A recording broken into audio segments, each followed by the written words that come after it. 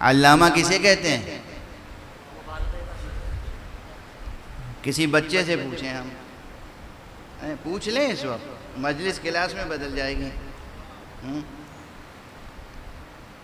کوئی حرج نہیں ہے پوچھ لینے میں۔ یہ بچہ میرے سامنے بیٹھا ہے، یہ بتاؤ علامہ کے کیا معنی ہیں؟ انہوں نے کہا کہ علم جس کے پاس ہو مجالس پڑھتا ہو، یعنی گویا علامہ کے معنی ہیں وہ جو مجالس پڑھتا ہو۔ یہ عام طور پر ذہنوں میں ہے نا، ذہنوں میں کیا ہے؟ جو مجلس پڑھتا ہو اسے علامہ کہتے ہیں۔ علامہ یعنی مجلس پڑھنے والا، چاہے جیسی بھی پڑھتا ہو۔ یہ ایک معنی وجود میں لائے گئے ہیں، علامہ یعنی مجلس پڑھنے والا۔ بھائی لفظ علامہ کے یہ معنی نہیں ہے۔ علم رکھنے والے کو کہتے ہیں عالم، اور بہت زیادہ علم رکھنے والے کو کہتے ہیں علامہ۔ یعنی علامہ کے معنی ہے بہت بڑا عالم، چاہے وہ مجلس پڑھتا ہو یا نہ پڑھتا ہو، اصلا ذکر کرتا ہو یا نہ کرتا ہو، جس کے پاس علم کا ذخیرہ ہو اسے کہتے ہیں علامہ۔ اس معنی سے ہماری نئی نسل ناواقف ہے، کتنی قیامت کی بات ہے۔ اب بتائیے ہم جیسے فقیروں پہ لازم ہے یا نہیں کہ جو لفظ مر رہے ہیں انہیں دوبارہ زندہ کر دیں؟ یہ الفاظ تہذیب و ثقافت کے امانت دار ہیں، ان لفظوں کو مر جانے دیں، پامال ہو جانے دیں۔ علامہ کے معنی، علامہ مبالغے کا صیغہ، اس میں آخر میں جو تے ہے وہ تائے مبالغہ کہلاتی ہے، یعنی بہت زیادہ عالم، فہامہ، بہت زیادہ فہم رکھنے والا، علامہ بہت زیادہ علم رکھنے والا۔ تاریخ فقہ میں جب صرف علامہ کہہ کے لوگ خاموش ہو جاتے ہیں تو ایک ہی ذات مراد ہوتی ہے، ایک سے زیادہ نہیں، وہ ہے علامہ حلی کی۔ فقہ کی تاریخ میں جب کہیں قال العلامہ تو اس کے بس ایک ہی معنی ہے، حالانکہ 1400 برس میں کتنے ایک سے ایک عالم ہوئے، علماء ہوئے، مجتہدین، فقہاء، فضلاء، ادباء، لیکن جب کہیں گے علامہ تو ایک ہی ذات مراد ہے، علامہ حلی۔ اور ہمارے یہاں علامہ کے کیا معنی ہو گئے ہیں؟ میں دست ادب جوڑ کے عرض کر رہا ہوں، آج پہلی ہی مجلس میں یہ سب درد دل بیان نہیں کر دینا چاہیے تھا مجھے، لیکن بہرحال اب زبان پہ آ رہی ہے بات۔ مجھ سے ایک صاحب کی ملاقات ہوئی اور شکل و صورت سے وہ بہت عجیب سے لگ رہے تھے، بال بہت بڑے ہوئے، بکھرے ہوئے، گریبان کھلا ہوا، قمیص عجیب انداز سے پہنے ہوئے، اور حتیٰ کہ نشست ان کی بہت عجیب تھی۔ دیکھیے نا، بیٹھنے کا سلیقہ ہوتا ہے نہیں ہوتا؟ ہر کام کا سلیقہ ہوتا ہے نا، بیٹھنے کا سلیقہ ہوتا ہے، اٹھنے کا، کھڑے ہونے کا، بات کرنے کا، کپڑے پہننے کا سلیقہ ہوتا ہے، ہر چیز کا سلیقہ ہوتا ہے۔ میں نے جب انہیں دیکھا تو مطلب ایک عجیب سی کیفیت محسوس ہوئی۔ پہلی ملاقات تھی، کراچی کی بات نہیں کر رہا ہوں، پاکستان کی بات نہیں کر رہا ہوں، ان سے ملاقات میری کہیں اور ہوئی تھی، دوسرے ملک میں، شارجے میں ہوئی تھی۔ انہوں نے پھر اپنے جیب سے نکال کے ایک کارڈ دیا مجھے، اس کارڈ پر 2 سطروں میں ان کے القاب و آداب لکھے ہوئے تھے، چھپا ہوا وزٹنگ کارڈ، بزنس کارڈ، کیا کہتے ہیں اسے؟ بزنس کارڈ، وزٹنگ کارڈ مجھے دیا، اس پہ 3 سطروں میں ان کے القاب و آداب لکھے ہوئے تھے۔ خود وہ اپنا نام صحیح املا کے ساتھ نہیں لکھ سکتے تھے،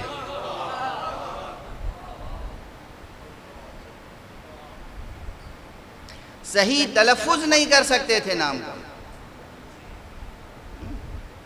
صحیح تلفظ ہے نا، یا تلفظ ہے یا تلفظ ہے، کیا ہے؟ صحیح تلفظ نہیں کر سکتے تھے، صحیح لکھ نہیں سکتے تھے۔ یہ جو علم ہے پرچم، انہیں نہیں معلوم تھا کہ یہ عین سے لکھا جائے گا یا الف سے۔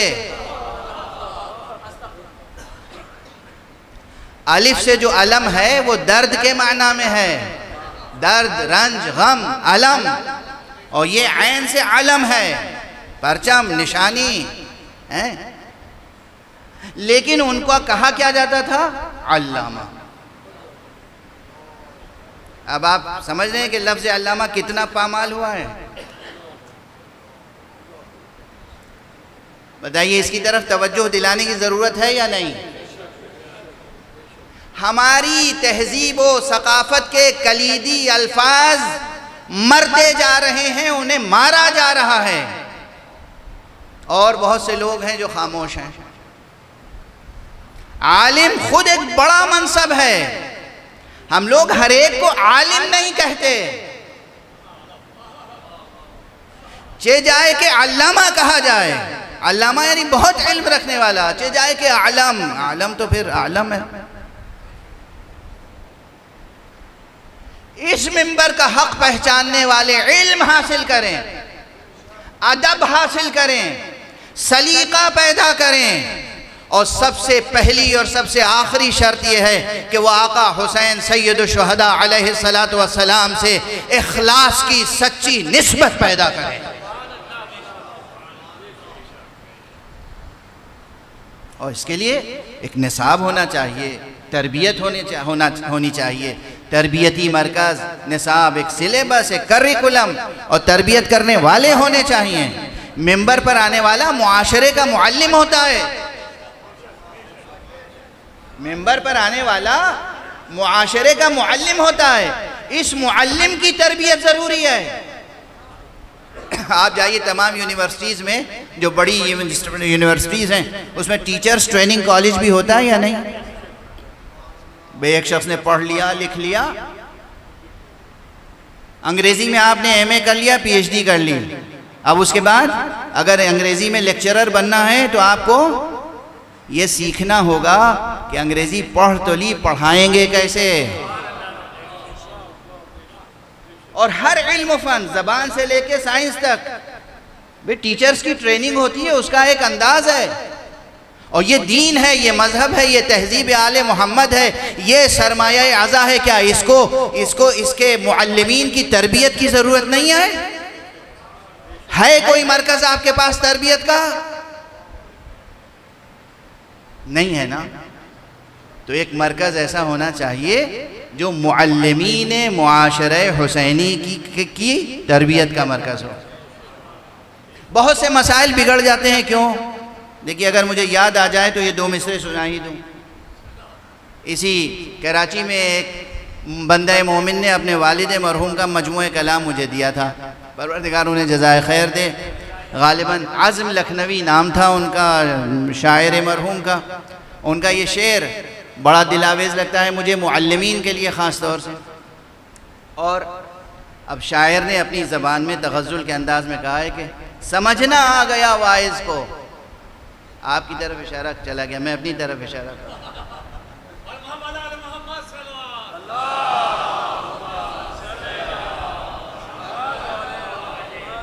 سمجھنا آ گیا واعظ کو، سمجھانا نہیں آیا۔ سمجھنا آ گیا واعظ کو، سمجھانا نہیں آیا، اسی سے اس کی جانب کوئی دیوانہ نہیں آیا۔ یہ جو سخن بے تاثیر ہو جاتا ہے، تعلیم، تربیت بے اثر ہو جاتی ہے، کیوں؟ تربیت یافتہ خود نہیں ہے تو ہم دوسروں کی کیا تربیت کریں گے؟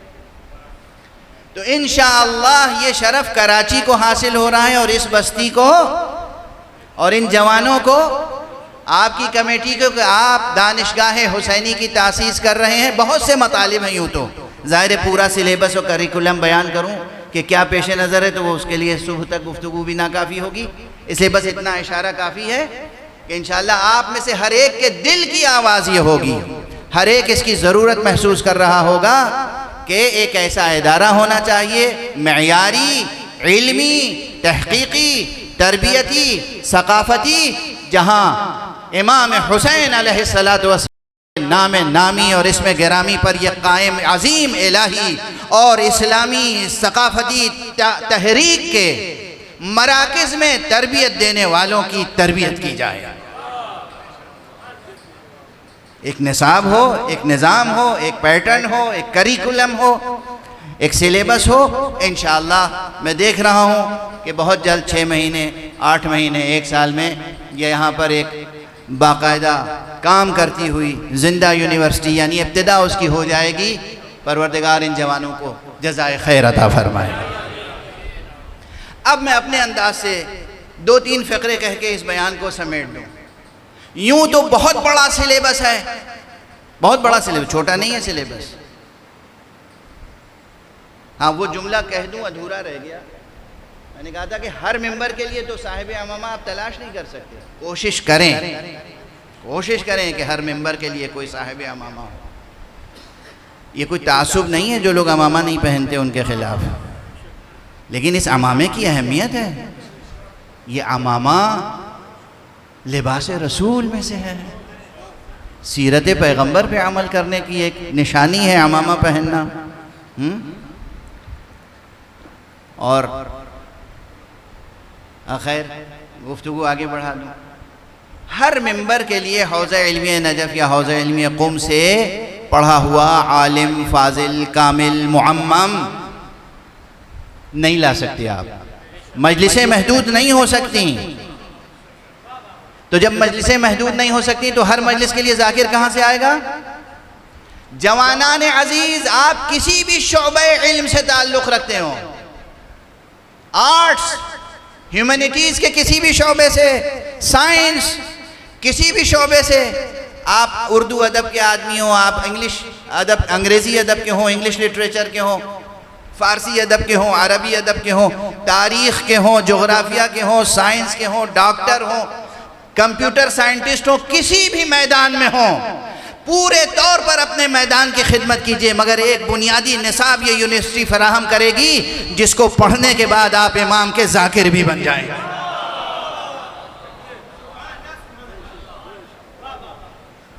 یعنی یہ نہیں ہے کہ ذاکری امام حسین کی ذاکری صرف معممین کا حق ہے، ہرگز نہیں، ہرگز نہیں. ہر جوان ہمارا ذاکر حسین ہونا چاہیے. ہر جوان ہمارا ذاکر حسین ہونا چاہیے، اس لیے کہ یہ کرۂ عرش پر انسانی آبادی بہت بڑی ہے. اگر اتنی بڑی تعداد میں ہم نے اچھے بامعرفت ذاکر نہیں پیدا کیے تو ایک ایک فرد بشر تک حسین کا تذکرہ پہنچے گا کیسے ہے؟ تو آپ میں سے ہر ایک کو اپنی ذمہ داری محسوس کرنی ہے. اب دیکھ رہے ہیں آپ کہ کیا تحریک ہے اس فقیر کی. ہاں، اب ذاکرین کی یہ نسل تربیت دینے کے لیے نصاب تو بہت کچھ ہے ذہن میں اور بہت کچھ مرتب کیا ہے، سلیبس اور کریکولم. لیکن مختصراً کہوں تو مجلس بھی تمام ہو جائے گی اور پوری بات بھی ادا ہو جائے گی اور معال مجلس بھی حاصل ہو جائے گا. سمجھو اس پورے خاص نصاب کا جو ذاکرین کا ہے، سب سے مختصر ترین متن بس 2 خطبے ہیں. ایک خطبہ سجاد، ایک خطبہ زینب.